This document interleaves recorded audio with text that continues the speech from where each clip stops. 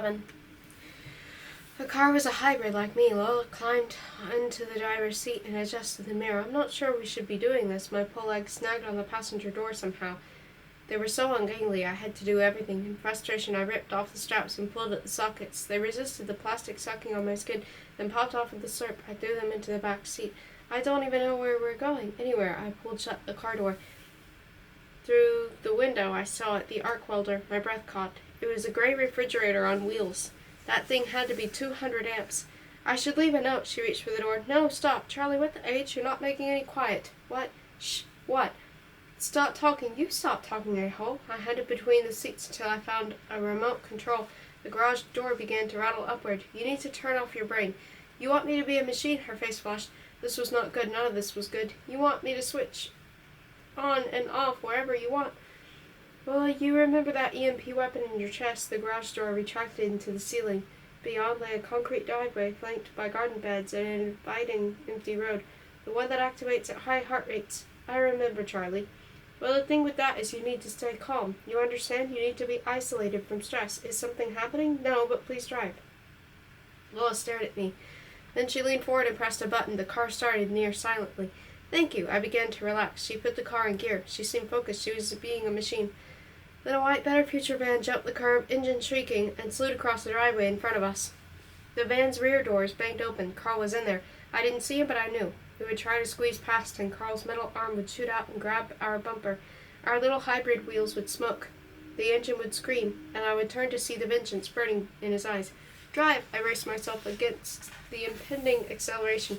But there was no acceleration. I looked at Lola. Her eyes were closed. 0, 1, 1, 2, 3, 5, 8, 13. What are you doing? Is that Fibonacci? 21, 34, 55. The guards emerged from the van, armed and grim-faced. 89, 134, 144. Shut up! Her eyes opened. Took in the guards and squeezed shut again. Oh, God. It's just, if you're going to do Fibonacci, I forced myself to stop. Okay, you recite arbitrary numbers.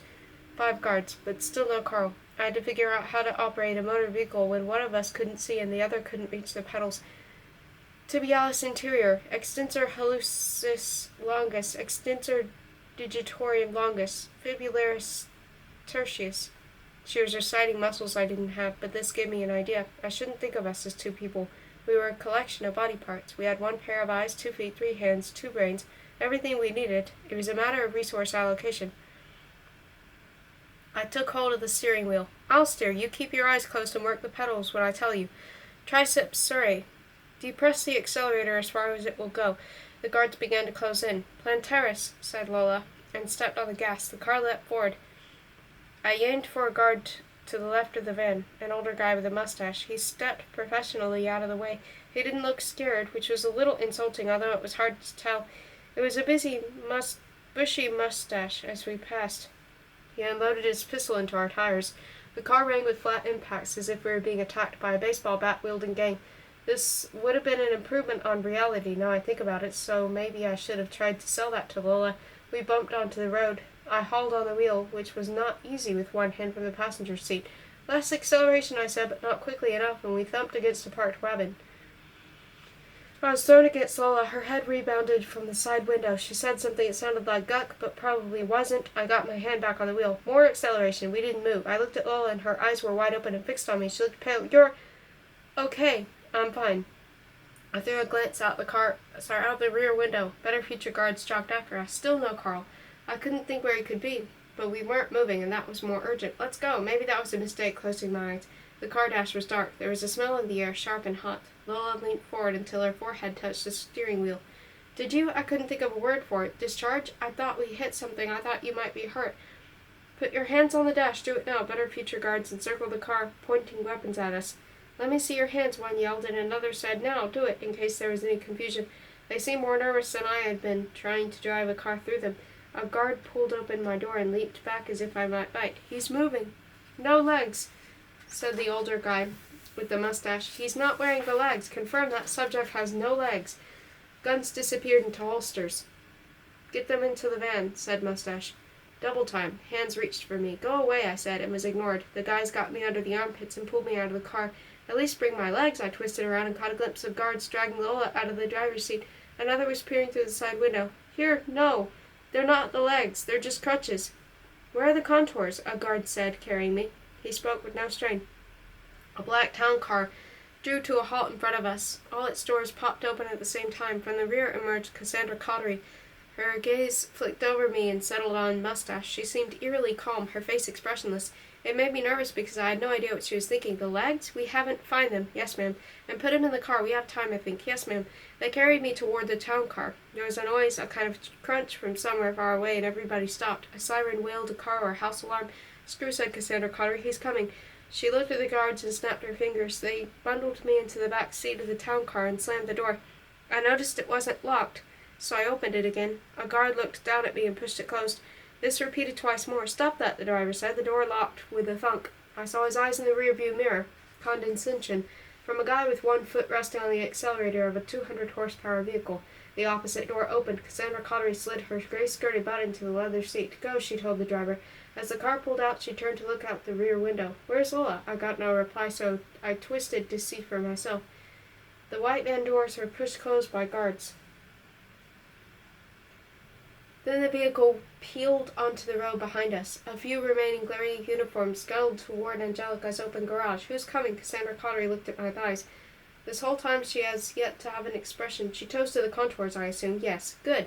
She glanced out the back window again. Do you know what my life has been like the past 5 weeks? I peered at her because it sounded like she said weeks. Oh, you want to see? Have a good old look. She leaned toward me and pulled out her lip. Among her gleaming white teeth was a gap. Not like before, it was a chasm. She released her lip with a plop. I said they could fix it. They ground the tooth all the way down, and you know what? They were wrong. I can't feel half my face. I can't feel my face. She stabbed her forehead with her finger. It's like stone. She noticed the driver watching us in the rear-view mirror. What are you looking at? His eyes flicked back to the road. Science is bullcrap, Charlie. It's bullcrap. You want super legs and lab assistants with eyes like headlights, and that's possible. Oh, sure, you can turn a lab technician who looks like a horse into a supermodel, but when it comes to a perfectly simple thing like diastema, you paralyze her face. I'm married. Did you know that? He's a litigator, and he expects me to have expressions. He expects responses. What's going to happen when he notices this? She stared at me. I want to drop a bomb on your department. I don't care about revenue projections. I don't care about strategic vision. What they, she jabbed a finger at the car ceiling, never appreciate is that mesh breeds in each organization, and your department is nothing but mesh, creating more mesh, and so help me, it's going to eat the company. No one gets it. You breathe a word of this and you'll regret it. This was directed at the driver, whose eyes were drifted to the rearview mirror again. We have new CEO. You should appreciate this. You can't kill a manager. They just replace a part and restart the machine. He even looks similar. You'll never meet him. She stabbed a finger at me. You will never be in the same room as a listed corporate officer again, but they want to use you, leverage the investment. But Charlie, I'm dying to end this. I'm looking for an excuse, one twitch in the wrong direction, and I'm bringing down the curtain on this sorry enterprise. Understand? Before I could answer, she waved her hand in my face. Don't answer. It doesn't matter what you think. She turned and stared out the window. She put her elbow on the sill and her hand on her forehead. Her fingers probed. It reminded me of how I massaged the contours. Who's coming? You said Carl's coming, she turned back. This is what I mean. Do I want to rush into expanded testing? No. Did I want to weaponize Lola Shanks? No. But we are an engineering company. I say, let's stop and consolidate a minute before rushing into new products. Everybody jumps up and down, bleating about process. But a man wants his limbs removed, and that's fine. No one sees a problem. You people have this mentality, where the world is all hard science or hocus pocus. Nothing matters but numbers. Well, we need psychologists. We didn't get any because we're full of engineers, and engineers think psychologists are witch doctors. I didn't say anything. Psychologists are witch doctors. So Carl went under the knife. We gave him those, little arms to practice on. Then he found him and hit the roof and asked me to dispose of him. I meant fire. Let's not get into a thing, Charlie, because it's incredibly cold either way. I couldn't do that to Carl. The kind of legal liability it would have opened up, so I hid him from you. But of course we had to take away his arms, and he didn't like that. He didn't like that at all. We demanded a new affair as fast as we could. Your team did. But like I said, we had no psychologists. We didn't see the cracks. It seems obvious now. You look at the tapes, he's talking about his arms like they're alive, like they've got a mind of their own. Then he split. Stole some things. Now he's trying to find you. He wants your part. Behind her, the streetscape grew industrial. We are closing in on better future. Some kind of revenge fantasy, I assume. He wants my parts? You mean he wants to kill me? I don't know what's running through his head, but the way we get through this, Charlie, is by ensuring there are no more curls, no more major body alterations to people who can't handle it. Testing confined to test subjects who have a proven psychological detachment from their own physical form, she eyed me. That's just you, if you haven't guessed. I wasn't ready to part the topic of Carl wanting to kill me, but this got my attention. You're going to give me parts? Your legs didn't start talking to you, did they? I said, no. Then yes, whatever you want. Carte blanche. It's like a dream come true for you, isn't it? You get everything you want because I'm running along behind you, cleaning up. I resigned to it. It would just be nice if someone stopped for one moment to say, Hey, Cassandra, just letting you know, we couldn't do this without you. I'm too capable. Anyone else in my situation would be insane from the stress. Do you know how old I am? 34. I'm only 34. I licked my lips when Cassandra Collery had said, They want to give you parts. Something in me had lit up. It began sending out impulses. Parts. I can really have parts? Yep. The Better Future complex rose ahead. They had installed searchlights on the roof which shone in the dusk light. The building's been repaired in case you're interested. The entire wing has to be checked out for structural damage. People worked out of the cafeteria for weeks. It was a nightmare. She twisted to look out of the back window. Carl's tracking us. Once he gets here, we'll... She glanced at me. Give him the medical care and attention he needs. The drumbeat in my head became almost painful. Parts. I tried to push it down because I needed to establish something. Are you sure I can actually have whatever parts I want? Yes, for myself. No one else can handle them. I can design and build my own parts. In between testing and military-grade better products, absolutely, Charlie. Trust me, there's no catch. I wished I was better at reading faces. Whenever someone looks at me in the eye and speaks earnestly, I believe them. I have no siblings. The car descended the ramp to the underground garage. Yellow lights flicked past the windows. I tasted oil. I remembered that fantasy I'd briefly entertained at Dr. Angelica's about escaping to a snow town and living out my life as a hermit free from technology. What I'd been thinking. That was really dumb. Welcome home, said Cassandra Collery. I didn't look at her because I didn't want her to see how excited I was. I have a strong focus. When something gets my attention, I forget about everything else. Like who I was talking to or where I was going. When I was 6, I got distracted at my birthday party by a washing machine, which was new, and sat in my laundry room watching it tick through cycles until my father came in and asked what the H I was doing. Everybody was leaving. In high school, I was crossing the road and a beautiful girl walked by, and I didn't realize I was standing there gaping until she turned to see what everyone was honking. The look she gave me still makes my ears burn. It's a useful trait. I'm not sure if I could have advanced far in science without it, but it's not always appropriate. Sometimes this doesn't bother me because that washing machine really was more interesting than the birthday party. But other times I wish afterward that the shutters hadn't closed. I wish I'd retained enough self-awareness to realize I was standing in the middle of the road like an idiot. I wish that when the town car drew up beside the parking lot elevator, my brain left room for thoughts besides, will I get parts now, and I wonder what they've done on legs. Because the door opened, I saw a guard with a wheelchair, and I did not once think about Ola. Cassandra Collery rode in the elevator with me. The doors opened on ground level, and a guard wheeled me into the corridor. 3 whitecoats stood facing the wall with their hands neatly folded behind their backs. When we passed the atrium, all the chairs were turned away. I saw the backs of suit jackets. A year or 2 earlier, I had been in the cafeteria when a guard asked everyone to please turn and face the wall because they had to bring in some classified material, and I had faced the wall. As we descended, Cassandra Collery said, Your department has been busy with your absence, of course. The door slid apart. At the end of a long corridor was a kid in green t-shirt and ripped jeans. I did not recognize him because we did not employ anyone who had the time to put in 3 hours a day at the gym. His eyebrows ratcheted up. He slapped his forehead like he couldn't believe it.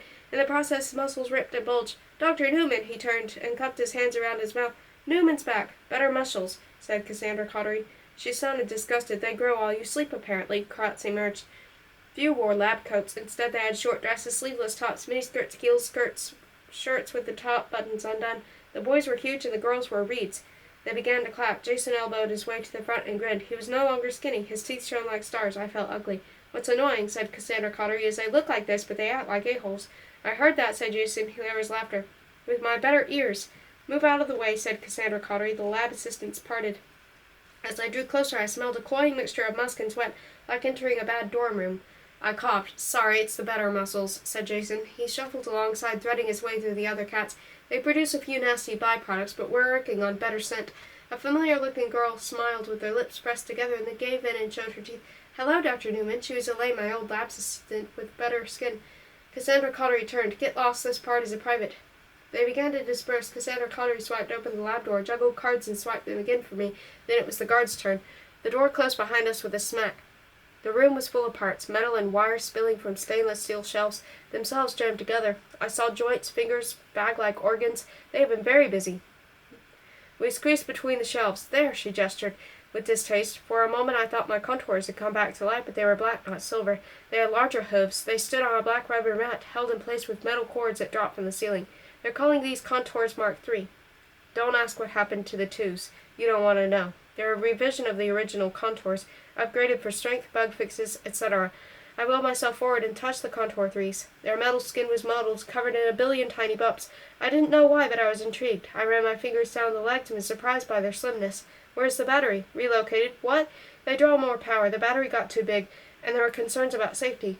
It's not a good idea to store a massive energy source in a limb exposed to impacts. She held up her hands. Don't argue. You weren't here for the twos. So where's the power source? Here. She moved to a shelf on which sat a steel object the size of a vacuum cleaner. On one side was stamped the international symbol for radiation pocket reactor, but the legs aren't modular? They're not self-sufficient? I don't know what to tell you, Charlie. It's the direction the team took after you ran off. So to wear the legs I need the abdomen? Yes. I chewed my lip.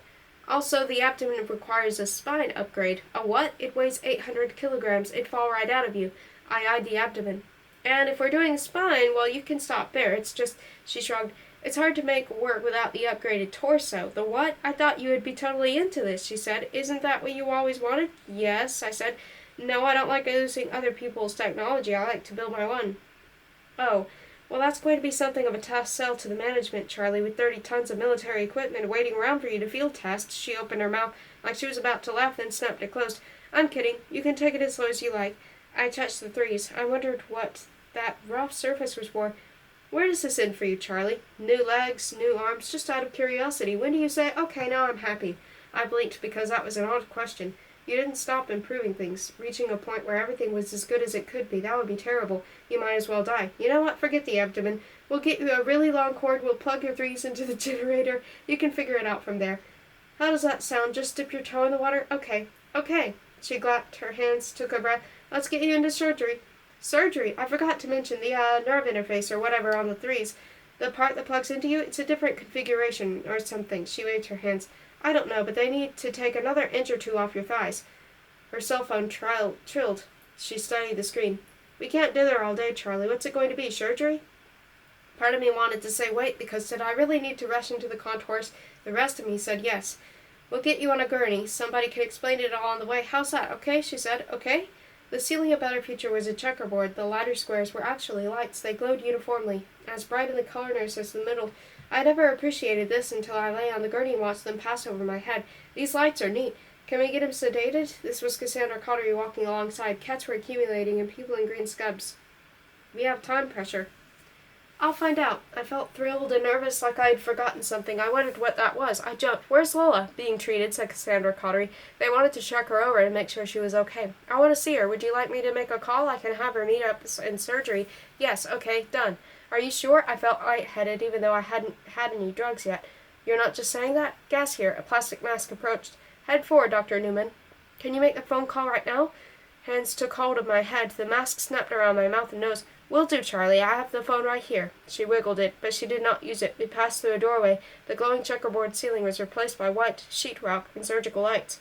I saw many people in green and thought, do you need that many people for an inch or two of dye? They grew fuzzy and warm. My head was heavy. Did you? I said the rest of this was give me a general. I tried to push out the words, but couldn't feel my mouth. My head lolled. I got it up and saw people laying in a green sheet across my body. Why do I need general aesthetic? Anesthetic, I said. My eyes closed. He's out. Go. I heard click and an electrical noise, like someone was testing it. A man said, how much are we doing? Everything, said Cassandra Connery.